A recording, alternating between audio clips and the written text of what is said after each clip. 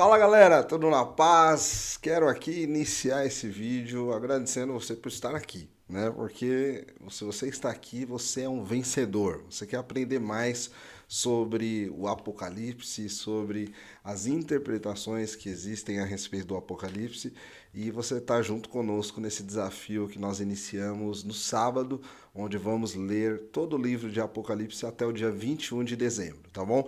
Então, você é um vencedor, glória a Deus pela sua vida. Então, vamos lá, sem demora, eu quero ser bem objetivo e bem direto com você aqui. Hoje eu vou trazer as primeiras direções que nós podemos aí identificar no começo de Apocalipse, já para que você tenha uma noção mais clara do que você está lendo, tá bom? Então você já deve ter lido aí o primeiro, segundo, terceiro, quarto capítulo e nós vamos fazer um panorama aí para você talvez refrescar um pouco a mente, abrir um pouco a visão daquilo que foi lido por você. Talvez já você estudou algumas coisas, então vamos um pouquinho mais fundo nisso, tá bom? Então vamos lá, primeira coisa, vamos ler lá em Apocalipse capítulo 1, versículo 12 e 13, que diz assim, vamos lá, diz assim: Voltei-me para ver quem falava comigo. Voltando-me, vi 7 candelabros de ouro, e entre os candelabros alguém, semelhante a um filho de homem, com uma veste que chegava aos seus pés e um cinturão de ouro ao redor do peito. Bom, é muito claro e é unânime que aqui está falando de Jesus, semelhante ao filho do homem. Em outras partes da Bíblia aponta e fala claramente que é Jesus, tá? Aqui não há dúvida ou discussão, aqui é Jesus. Então, Jesus estava entre os candelabros, são 7 candelabros, então você já guarda esse número aí, 7 candelabros, Jesus está entre os 7 candelabros. O que é isso? Qual que é o significado disso? Bom, aqui é interessante porque a Bíblia explica a Bíblia. Tudo aquilo que a Bíblia explicar é algo concreto, não tem o que discutir. Está escrito, acabou, não tem o que falar mais. É diferente de algumas interpretações que às vezes né, tem que fazer algumas coisas, olha, mas tem fulano mais fulano, ou fazer algumas matemáticas, algumas coisas, porque tudo isso é importante, você pode até fazer, mas não é algo concreto. Tá? Não é o concreto, não é uma certeza, são interpretações. Por isso que é importante você entender que, principalmente no livro de Apocalipse, há muita interpretação, há muita coisa. Mas nesse caso aqui, não tem uma interpretação, porque a própria Bíblia explica a Bíblia.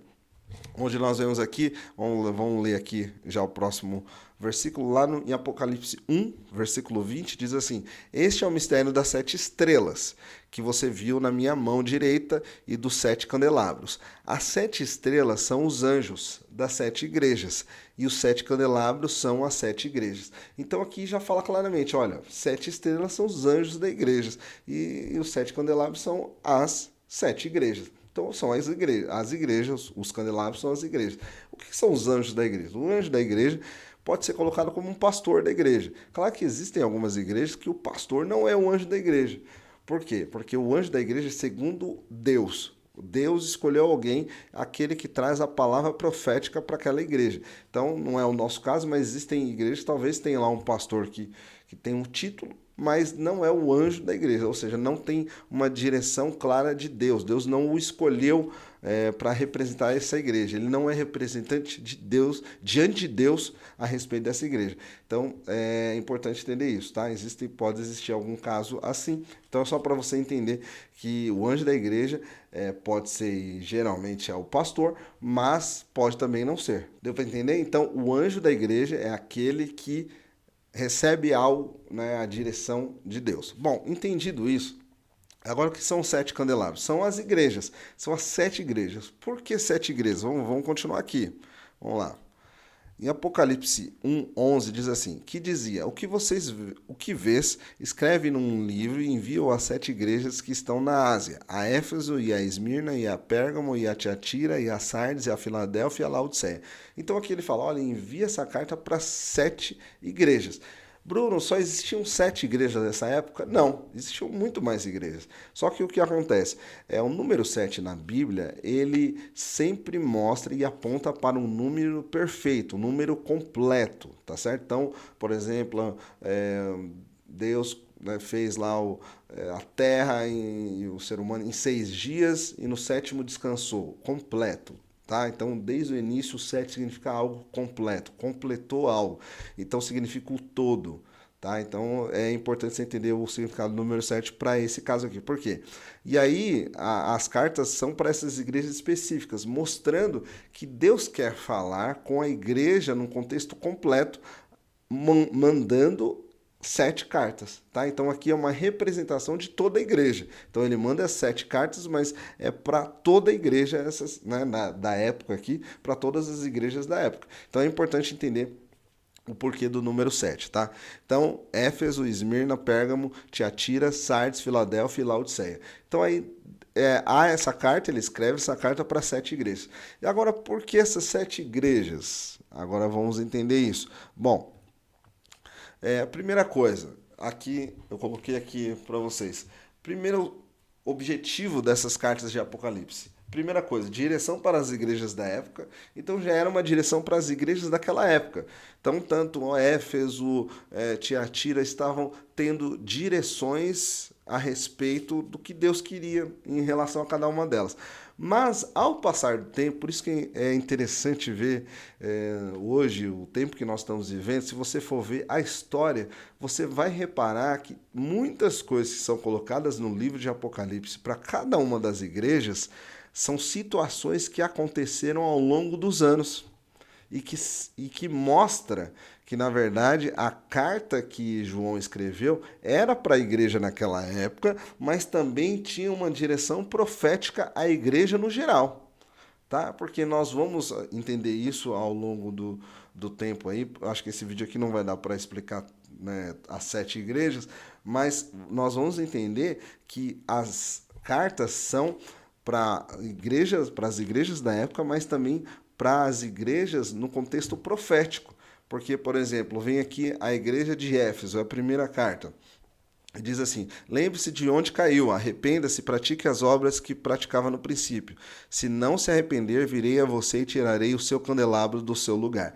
Olha aqui que interessante. Aqui está dando uma direção para a igreja de Éfeso daquela época, tá certo? Ok, tudo certo. Só que se nós formos observar na história, Éfeso se tornou uma cidade onde não há mais igreja.